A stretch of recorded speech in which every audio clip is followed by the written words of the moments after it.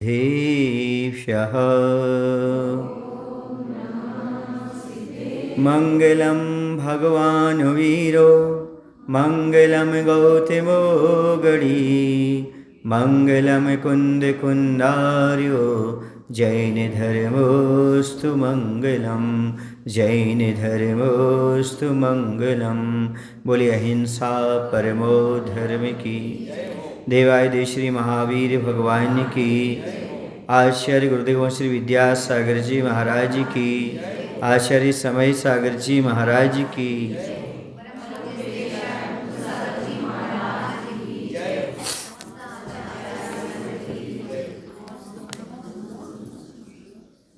कहने को तो हम सभी लोग जी रहे हैं। कैसे जी रहे हैं? जैसे सब्जी में जीरा है। जीरा समझते हैं आप? सब्जी में क्या रहता है? जीरा रहता है। सब्जी में जीरा है और तू सब जीवों में जी रहा है। सब्जी के बीच में जीरा है और तू सब जीवों के बीच में जी रहा है। समझ रहे हैं? जो जीरा है वह क्या काम करता है? जीरा सब्जी को पचाने का काम करता है, भोजन को पचाने का काम करता है और जायका बढ़ाता है, स्वाद बढ़ाता है। जैसे जीरा सब्जी के अंदर उसका सहयोगी बनता है पचाने में और स्वाद बढ़ाने में, वैसे यदि आप समाज सबके बीच में रह करके, सुन रहे आप लोग की नहीं, सबके व्यवहार को पचाने की क्षमता रखते हो और समाज का आपसे गौरव बढ़ता है तो जीना सार्थक है। एक छोटा सा जीरा जब सब्जी में रह कर के इतना बड़ा काम कर सकता है, पचाने का काम कर सकता है और स्वाद बढ़ा सकता है, तो आप तो बहुत बड़े हो। तो आपका काम क्या होना चाहिए? समाज में रह कर के समाज के सब व्यवहार को पचा करके समाज के हित के बारे में सोचना चाहिए, समाज का भला सोचना चाहिए। और समाज का भला तभी होगा जब आप अपना भला कर सकते हो, अपना भला सोच रहे होगे। क्योंकि जो स्वयं का भला नहीं कर सकता वो कभी दूसरे का भला नहीं कर सकता। जो स्वयं पर दया नहीं कर सकता वो दूसरे पर दया नहीं कर सकता। इसलिए सबसे पहले अपने कल्याण के बारे में सोचो। लोग कितने जिए ये महत्वपूर्ण नहीं है, किस तरह जिए ये महत्वपूर्ण है। कहते हैं कुछ लोगों की 1000 वर्ष की जिंदगी एक काम नहीं आती और किसी की एक दिन की जिंदगी 1000 काम आती है। 1000 वर्ष की जिंदगी से कुछ नहीं है, एक दिन की भी जिंदगी हो तो महत्वपूर्ण होना चाहिए। और आचार्य भगवंत विद्यासागर जी महाराज के शब्दों में असंयम के साथ, पाप के साथ, सुने ना, आप लोग जीने वाले हैं और एक व्रत और संयम के साथ जीने वाले हैं। तो जो पाप के साथ जी रहे वो चूहे की भांति हैं और जो व्रत नियम लिए वो शेर की भांति हैं। तो चूहे का 1000 वर्ष जीना ठीक नहीं, शेर का एक दिन जीना ही महत्वपूर्ण है। क्योंकि शेर की तरह जिया, वो चूहों की तरह नहीं जिया, पाप करते हुए नहीं जिया, बिल में नहीं जिया, छिप करके नहीं जिया। शेर की भांति जंगल में विचरण करने वाला, स्वाभिमान के साथ, सहमवृत्ति के साथ जीवन जीने वाला वो संयमी हुआ करता है। अब आप कितने जिए हो और कितने आपके लिए जिंदगी जी रही है पता नहीं। 2 बातें और सुनने को मिलती हैं। कुछ लोग ऐसे होते हैं जो जीते नहीं है, जिंदगी उन्हें जी रही है, जैसे तैसे समय कट रहा है। अब जन्म लिया था तो बस आलस में, सोने में, खाने पीने में, गपशप में जैसे तैसे समय निकल रहा है। ऐसा भी होता है। अर्थात ये जिंदगी नहीं जी रहे हैं, जिंदगी इनको जी रही है, ढो रही है। और कुछ ऐसे होते हैं जो जिंदगी को चुनौती देते हैं, हम तुम्हारे लिए जी रहे हैं, तो हमें नहीं जी रहे, हम तुम्हारे लिए जी रहे हैं। समझ आ रहा? ऐसे बहुत कम लोग होते, बहुत बिरले होते हैं जिन्हें ज़िंदगी नहीं जीती, वो ज़िंदगी को जीते हैं। आपको ज़िंदगी जी रही है कि आप ज़िंदगी जी रहे हैं? समझ आ रहा है आपको? यानी आयु आपकी समाप्त हो रही है कि आप आयु के साथ कुछ और काम भी करते चले जा रहे हैं। ये महत्वपूर्ण है कि आप अपने जीवन में क्या करने के लिए जा रहे हो। वरना तो जीवन का कोई भी मायना नहीं। 1000 वर्ष की ज़िंदगी भी आपकी कोई मायना नहीं, और 1 वर्ष की ज़िंदगी बहुत बड़ी चीज़ है यदि आप धर्म ध्यान के साथ व्यतीत करते हैं। पाप के साथ 1000 वर्ष की भी ज़िंदगी आपको दुखदाई है, और पुण्य करते समय की जो 1 वर्ष की ज़िंदगी है वो आपको सुखदाई है। जिंदगी सुख और दुख नहीं देती। जिंदगी के माध्यम से आपने क्या उपलब्ध किया, ये सुख और दुख का कारण बनता है। एक बहुत प्राचीन कहानी है, हमने आपके नगर में शायद सुनाई नहीं, इसलिए सुनाने का मन हो रहा है। जाते जाते ये कहानी अवश्य सुना दूं, क्योंकि यहाँ पर बुजुर्ग लोग भी बैठे हुए हैं। इसको समझाना बहुत ज़रूरी है, बताना ज़रूरी है कि हमारी आयु कहाँ से प्रारंभ होती है, हमारा जीवन कहाँ से प्रारंभ होता है। बहुत पहले ज़माने की बात है। उस समय एक सेठ जी थे। सेठ जी के पुत्र थे, पुत्र के भी पुत्र थे, उनकी भी शादी हो गई थी, पुत्र वधुआं भी थी। लेकिन सेठ जी को धर्म में कोई रुचि नहीं थी, मंदिर से कोई मतलब नहीं था, साधुओं से कोई मतलब नहीं था। इतना तक कि उनके घर में महाराज के आहार होते थे, वो बाहर घूमते रहते थे। महाराज के घर में आहार चर्या चलती थी, वो अपने बिजनेस में लगे रहते थे। उन्हें कोई मतलब नहीं किसने आहार दिया किसने नहीं दिया। घर में आ भी जाएंगे तो पीछे वाले कमरे में खड़े होकर के पानी पिएंगे, भोजन करेंगे, यहाँ महाराज का आहार चलता रहेगा। महाराज कब आ गए कब चले गए कोई मतलब नहीं। समझ आ रहा आपको? ऐसी किनकी दशा थी? उन सेठ जी की। ऐसे ही आपके नगर में बहुत सारे लोग होंगे जिनकी उम्र अभी 80 की होगी, किसी 70 की होगी, और हो सकता है कि 6 महीने तक लगभग हमें भी हो गया, 1 महीने यहाँ वहाँ घूम करके आ गए, उन्होंने अभी तक 16 नहीं पहना होगा, अभी तक महाराज की अंजलि में एक ग्रास भी नहीं दिया होगा। ऐसे आपके नगर में भी बहुत सारे लोग विद्यमान हो सकते हैं। समझ आ रहा है आपको? ऐसा मत समझना कि कहानी किसी और की है। याद रखो, कहानी किसी और की होती है, लेकिन शिक्षा हमें लेनी होती है। जिसको सुनने से कोई हानि नहीं होती उसका नाम कहानी होता है। कहानी। जिसको सुनने से कभी कोई हानि नहीं हो उसका नाम क्या है? कहानी है। और कभी कभी लगता है उस कहानी से अपनी कहानी जुड़ जाती है तो जिंदगानी ही बदल जाती है। इस कहानी को सुनते सुनते यदि आपको लगे कि हाँ, इसमें हमारे जीवन में भी कुछ परिवर्तन करने योग्य है, जैसे इनका जीवन था वैसा जीवन हमें नहीं बनाना है, यदि इतना ही हमें शिक्षा मिल गई तो समझो कहानी से बहुत बड़ी शिक्षा मिल गई। समझ आ रहा है आपको? तो उसके परिवार में एक बार, सेठ के परिवार में एक मुनि महाराज का पड़गान हुआ, और पुत्र वधू ने, उसके पति ने, बच्चों ने, सब ने मुनिराज का पड़गान किया। पड़गान करने के बाद महाराज की आहाचर्या निर्विघ्न संपन्न हुई।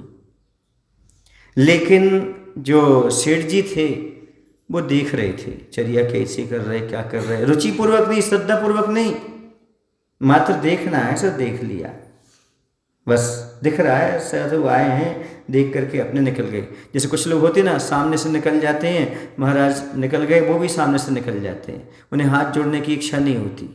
गाड़ी पर जा रहे हैं, गाड़ी से रुक करके नमस्ते करने की इच्छा नहीं होती। समझ आ रहा? ऐसे बहुत सारे जीव होते हैं जिनका तीव्र पाप का उदय होता है कि सामने मुनिराज हो तो भी गर्दन नहीं झुकती। जबकि कैसा होना चाहिए श्रद्धावान का? यही श्रद्धा है, यही बंदगी है मेरी, कि जहां उनका नाम आया और गर्दन झुक गई मेरी। श्रद्धा भक्ति तो मात्र ये कहलाती, गुरु का नाम सुनते ही, मुनि का नाम सुनते ही नमस्कार के भाव आ जाएं। सामने दिख रहे हो फिर भी नमस्कार के भाव ना आए तो समझ लेना अभी श्रद्धा है ही नहीं, भक्ति है ही नहीं, समर्पण है ही नहीं, धर्म ध्यान की भावना है ही नहीं। तभी तो सामने से निकलने के बावजूद भी हाथ नहीं जुड़ पाते, नमस्कार नहीं कर पाता। उसने भी ऐसे किया, कुछ नहीं किया, देखता रहा। जब आहारचर्या संपन्न हो गई, चूँकि महाराज बड़े छोटी उम्र के थे, 20 साल की लगभग की उनकी उम्र होगी, तो उसने अपनी भाषा में पूछा, महाराज। आहार संपन्न होने के बाद महाराज बैठ गए, बड़ी सीधी सादी थे, कुंतु सागर जैसे, और आहार चर्या के बाद उसके घर पर बैठ गए। ठीक है, बैठ गए तो पुत्र वधू पूछती है, महाराज इतने सुबह सुबह कैसे? बताओ 10 बज रहे हैं और इतने सुबह सुबह कैसे? कौन पूछ रही है? पुत्र वधू। तो महाराज ने एक ही जवाब दिया, काल का कोई भरोसा नहीं। वो सेठ जो सुन रहा था, महाराज भी ऐसे लगते हैं, पुत्र वधू भी ऐसी लगती है, 10 बजे सुबह सुबह कह रहे हैं, और महाराज भी कह रहे हैं काल का कोई भरोसा नहीं। अरे भाई, सुबह का काल हो चाहे दोपहर का, काल तो काल होता है, समय तो समय होता है। ऐसा महाराज क्यों कह रहे हैं? अब थोड़ी देर बाद चर्चा चलते चलते पूछा पुत्र वधू ने, महाराज और कुछ हमें प्रेरणा दीजिएगा। तो महाराज ने कहा, बेटी तुम्हारे घर का आचार कैसा है? उन्होंने कहा, कुछ नहीं, हमारे घर में सब बासा खाते। अब तो पिताजी का और माथा ठनक गया, गरम गरम तो रोज खाते, रोज गरम गरम बना के खिलाते हैं। पुत्र वधू क्या कह रही है? हम सब परिवार के कैसा खाते हैं? बासा समझते आप लोग, कल का पुराना खा रहे हैं, ऐसा उसने बोला। अरे भैया, पुराना खाते हैं, बासा खाते हैं, ऐसा? अच्छा ये बताओ, उसने पूछा, महाराज ने पूछा, बताओ भाई, अच्छा ये बताओ तुम्हारी उम्र कितनी है? तुम्हारे पति की उम्र कितनी है? तुम्हारे ससुर की उम्र कितनी है? तुम्हारे बेटों की उम्र कितनी है? महाराज को इससे क्या मतलब था, लेकिन वह पुत्र वधू सब समझ रही थी महाराज क्या पूछना चाह रहे हैं, महाराज क्या जानना चाहते हैं। तो सबसे पहले पूछा, तुम्हारे पति की उम्र कितनी है? सुन रहे ना? तो उसने कहा, मेरे पति की उम्र 4 साल की है। कितने साल की है? कोई किसी का पति 4 साल का हो सकता है क्या? सुन रहे आप लोग कि नहीं? अच्छा ये बताओ, पूछा कि पुत्र की उम्र कितनी है? पूरी पुत्र की उम्र 12 साल की है। अब तो सेठ जी को लगा ये तो बड़ी अटपटी बातें हो गई, और बोले तुम्हारी उम्र कितनी है? उसने अपनी उम्र भी बता दी, मेरी उम्र तो 30 से ऊपर है। कितनी है? उसकी उम्र 30 से ऊपर है, पति की उम्र 4 साल है, पुत्र की उम्र 12 साल है। अब नंबर आया ससुर बाबा की। बोले आपके ससुर की उम्र? बोले अभी वो तो झूला में झूल रहे। अब तो भैया सेठ जी को लगा, बहुत बुरा लगा, ये कैसी हमारी पुत्र वधू है। हम तो बहुत अच्छा समझ रहे थे, धार्मिक समझ रहे थे, और शादियों की संगति में इतने बिगड़ जाते हैं, मुझे क्या पता था। मुझे झूला में झुला रही है, पति को, पुत्र को, खुद को 30+। ऐसे कैसे हो सकता है? बहुत गुस्से में, कोई बात नहीं, महाराज को घर से बाहर जाने दो। फिर पुत्र वधू से पूछते हैं, इतने वर्षों से कमा के खिला रहा हूँ, बासा खिला रहा हूँ क्या? ऐसा बोलते हैं महाराज से। और मेरा बेटा का 4 साल का, ये बहुत बढ़िया ही 40 साल की बन के बैठी है, और बेटे को 12 साल का बना दे, और मुझे तो दूध पीता बच्चे बना दिया, झूले में झुला रही है। सेठ जी का पारा तो 7वां आसमान होता नहीं है, फिर भी कहते हैं 7वें आसमान पर पहुंच गया। समझ आ रहा है ना? क्योंकि एक नियम है भैया, बताऊं आपको, जो दर्पण होता है ना, दर्पण, उसके पीछे पारा लगा रहता है। क्या लगा रहता है? तब तो आर पार दिखता नहीं। किसका लीप रहेगा पीछे? पारा। और जिसको भी आईना दिखाओगे उसका पारा बढ़ जाता है, क्योंकि आईने के पीछे क्या लगा रहता है? पारा लगा रहता है। और आईना जिसको भी दिखाओगे तो उसका पारा बढ़ जाता है। इसलिए किसी को आईना मत दिखाया करो। उसने देख लिया छिप करके, किसने? सेठ ने। अब भैया महाराज तो अपने समय से निकल गए और जा कर के अपने बगीचे में कहीं ध्यान पर बैठ गए। अब सेठ जी आते हैं और पुत्र वधू को डांटते हैं, तुमसे ऐसी उम्मीद नहीं थी बहू, तुमने महाराज से बासा खाने की बात कही, तुमने मेरी उम्र को झूले में झुला दिया, पति को 4 साल का बता दिया। मायना क्या है, तुम्हारी कहने का तात्पर्य क्या है? पुत्रवधू ने कहा, छोटी मुख बड़ी बात, मैं क्या उत्तर दूं इसका? आप तो एक काम करो, महाराज जी के पास जाओ। किनके पास जाओ? महाराज जी के पास जाओ, और महाराज जी आपके इसके उत्तर देंगे, मैं नहीं दे पाऊंगी, मैं बहुत छोटी हूँ। और कुलीन नारियों का कर्तव्य होता है बुजुर्गों से जवाब सवाल नहीं करते, विनय के साथ बातचीत करते हैं। और मैं जवाब दूंगी तो आपको बुरा लग सकता है, और मैं इसके अधिकारी भी नहीं हूँ। आप तो मुनि महाराज के पास जाइएगा और उनसे इन सब प्रश्नों के उत्तर लेकर के आइएगा। ठीक है, हम आपके महाराज के पास जाते हैं, हमें क्या बिगड़ता है। और पहुँच गया महाराज के पास, न नमस्कार किया न कुछ किया, सीधा बैठ गया। महाराज समझ गए इसका मुझे ही कल्याण करना पड़ेगा, ये हर किसी की बस का नहीं है, ये पट्टा मेरे ही बस का है। सुना सब लगा हुआ है। हाँ, महाराज समझ गए, क्योंकि वो यहाँ तक तो आ गया।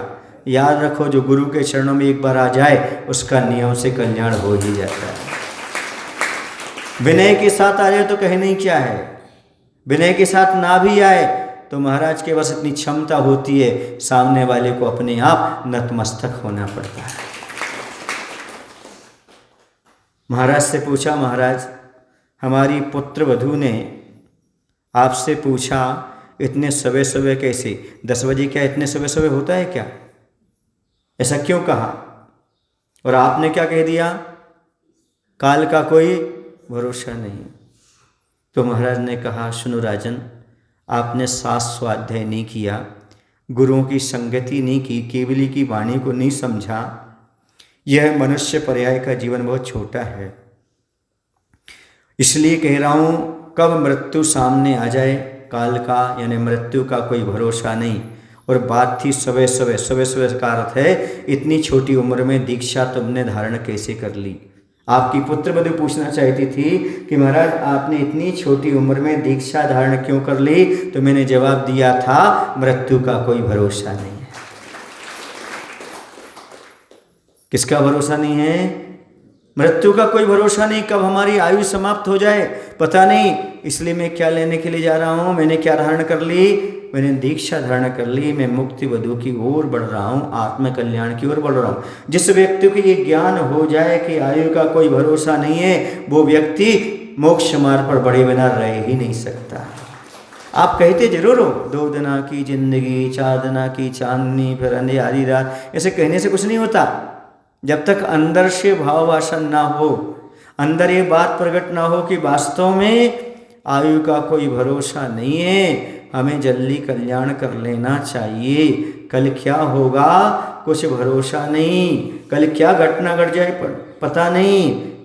नीतिकार कहते हैं, निर्वाण दीपे किमु तेल दानम, चौरी गते वा किम सावधानम, वयोगते किं वनिता विलासा, पयोगते किं खलु सेतु बंधा। नीतिकारों ने बहुत अच्छी बातें लिखी हैं। यदि ये बातें जीवन में आपको भी समझ में आ जाएं तो आपको भी घर छोड़ना पड़ सकता है, आपको भी कल्याण के मार्ग पर आगे बढ़ना चल सकता है यदि आप समझ जाओ तो। उन्होंने लिखा, निर्माण दीपे किमु तेल दानम, दीपक के बुझ जाने पर उसमें तेल डालने से क्या फायदा? जब तक आयु रूपी बाती आपकी है, जब तक वह जल रहा है तब तक तेल डालते रहो तो वो बढ़ता जाएगा। यानी आयु के रहते हुए कल्याण कर लो तो अच्छा है। दूसरा कहा, चोरे गतेवा क्यों सावधानम, वो जो ऊपर लीड है ना वो निकाल दो वाली, उस साइड लीड, हाँ ये लीड। क्या कहा उन्होंने? चोरे गतेवा किम सावधानम, यदि चोर आपके घर में चोरी करके सब सामान ले जाए फिर जागने से क्या फायदा? फिर जागने से क्या फायदा? चोर जो है सब कुछ लेकर के चला गया। एक बार की बात है, एक पुलिस वाले के साथ ऐसा हुआ था। पुलिस वाला सो रहा था और चोर उसके घर में घुस गया। और चोर जब घर में घुसा तो सारा का सारा सामान लेकर के जाने लगा। उसकी पत्नी ने जगाया, उठो, घर में चोर घुस गया। उसने बोल दिया, अभी मैं ड्यूटी पर नहीं है असल में। वो कौन था? पुलिस वाला। तो उसने क्या कहा, चोर घर में घुस गया है, वो चोरी करके ले जा रहा। बोली अभी मैं ड्यूटी पर नहीं हूं और मैं ओवर ड्यूटी करता नहीं। ताली क्यों बजाई? ये स्थिति आपकी है। आपका सारा धन लुट रहा है, आप क्या कह रहे हैं, अभी तो हम ड्यूटी पर। अरे घर का सामान लुट रहा है, ड्यूटी अलग है, उसकी सोचो। ये चुटकुला नहीं है, हकीकत है। आपके लिए गुरु जगा रहे हैं, उठो बेटा, जागो, अभी मैं ड्यूटी पर नहीं हूँ, चला जाने दो सारा माल, सारा सामान चला जाने दो। मतलब अभी आप ड्यूटी पर नहीं, मतलब अभी आप धर्म को समझ नहीं रहे, कल्याण के मार्ग को समझ नहीं रहे। तो कब जागोगे? जब चोर सारा माल ले जाएगा, जब आयु कर्म समाप्त हो जाए, जब जागोगे। फिर क्या होगा? कुछ नहीं होने वाला। वो तो ऐसा हो गया, बताऊं आपको। आग लगे जब कूप खने, आग लगे जब कूप खने, भूख लगे तब बोए चने। जब क्या हो जाए, भूख लग रही है, अब चना बो रहा है, और जब प्यास लग रही तब कुआं खोद रहा है। समझ रहे ना? नीतिकार कहते हैं इससे बड़ा न मूर्ख कहाँ, इससे बड़ा कोई संसार में मूर्ख नहीं है कि उसको प्यास लग रही है, अब कुआं खोद लो। अरे पहले से खोद लेना था ना, प्यास लगेगी ऐसा सोच करके। अब भूख लग रही है, कड़रे है ना, हरभरा बो रहा है, वो चना बो रहा है, कड़रे क्या बोलते हैं आप लोग? हाँ, अब बो रहा है। वो पागल है कि समझदार है? मूर्ख है कि समझदार है? बस ये आपका ही नाम है, मेरा नहीं है। जो मूर्खानंद ने बोला ना, ये आपका ही नाम है। अब आग लग गई, मतलब आयु समाप्त हो रही है, अब कल्याण की बात कर रहा है।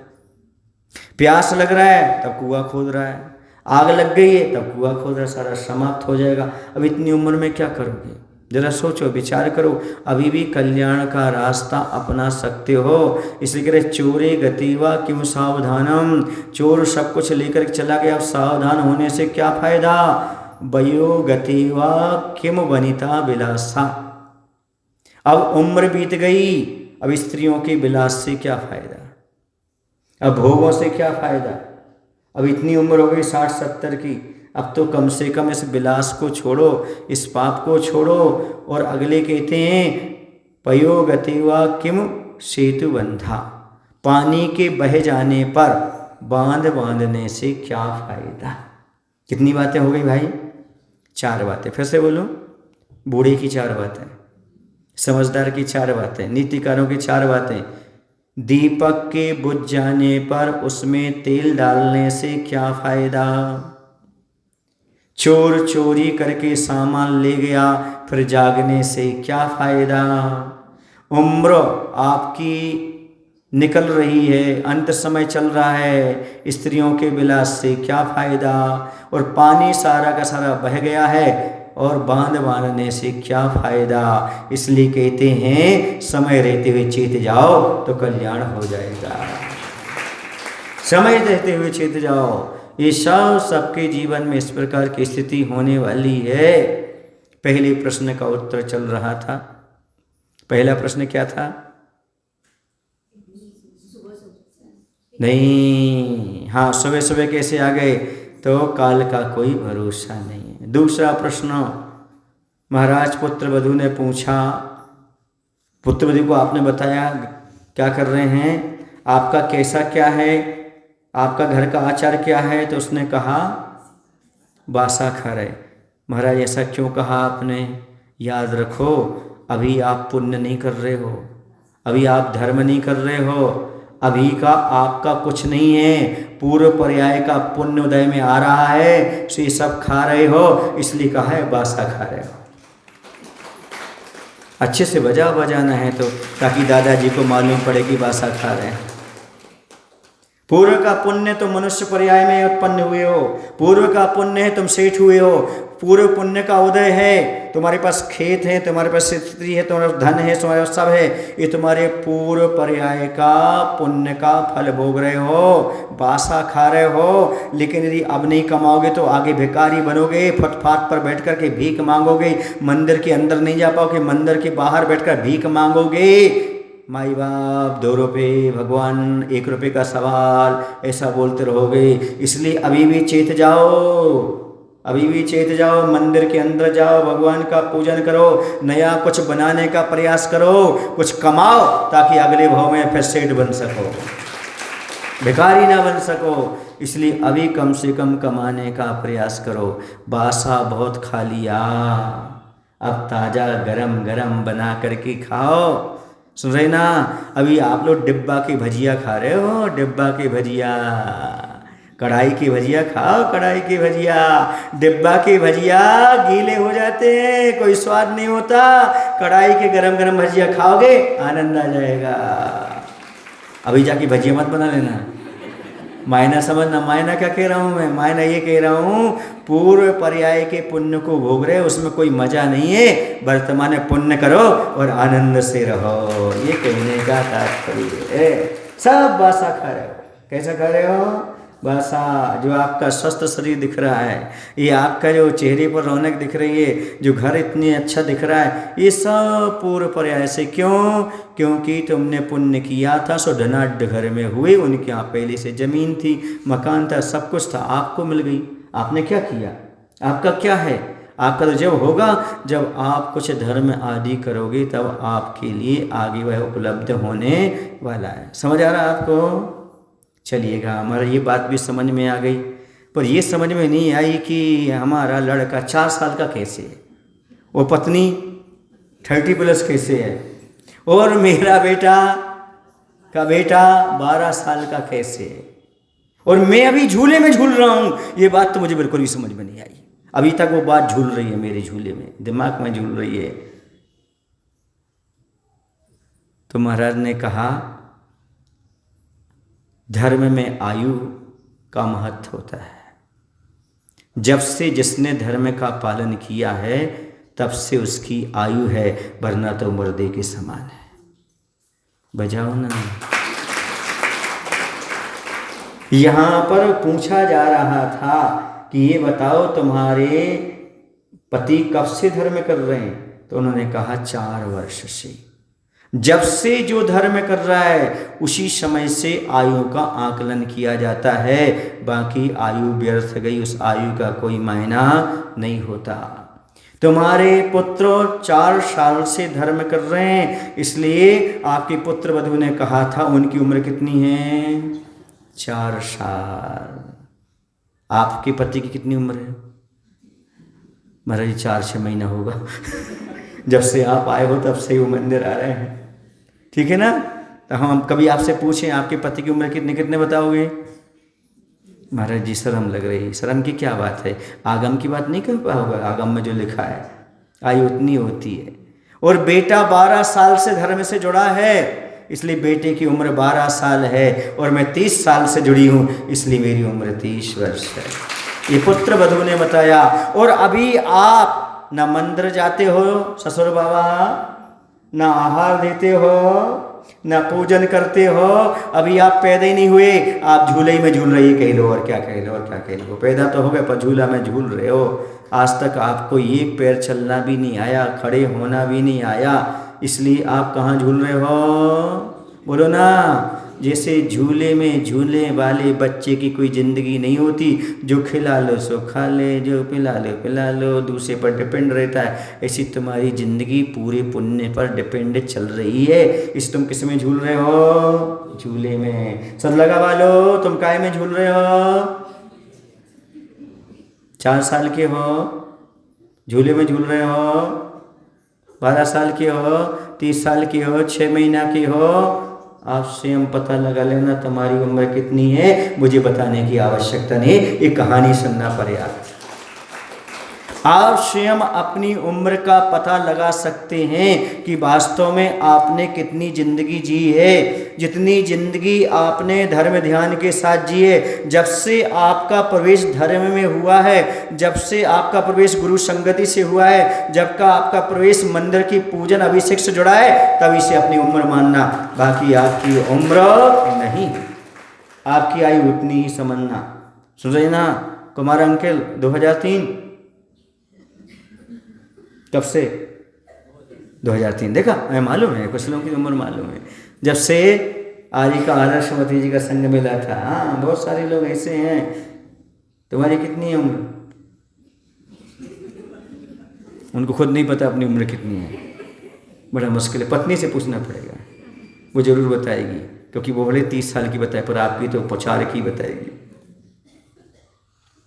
महाराज, ऐसा प्रवचन पहले क्यों नहीं सुनाया आपने? इसे नहीं सुनाया कि पहले आए नहीं थे, अब तो सुनाया है ना। जब जागे तभी सवेरा, नहीं जागे तो अभी भी जीवन में बना रहेगा अंधेरा।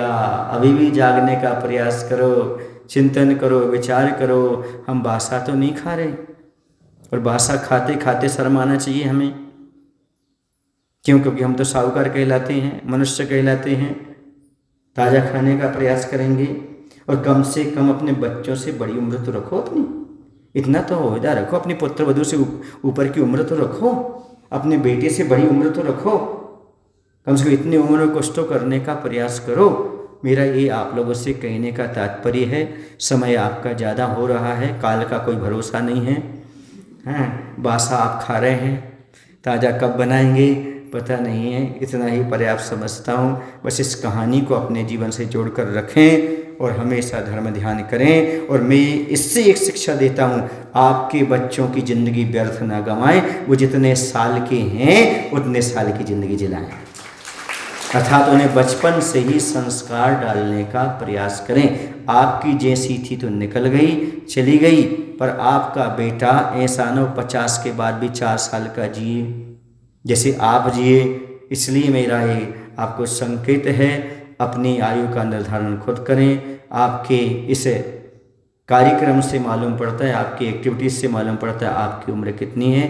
अब आप अपनी उम्र का स्वयं पता लगाएं। बोले महावीर भगवान की जय।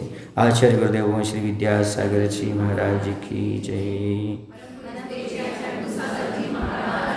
हे प्रभु, हम सभी को इतनी शक्ति, इतनी बुद्धि देने की कृपा करो, ताकि जितनी भी पुण्य से आयु मिली है उसे पूर्ण धर्म ध्यान के साथ व्यतीत कर सकें।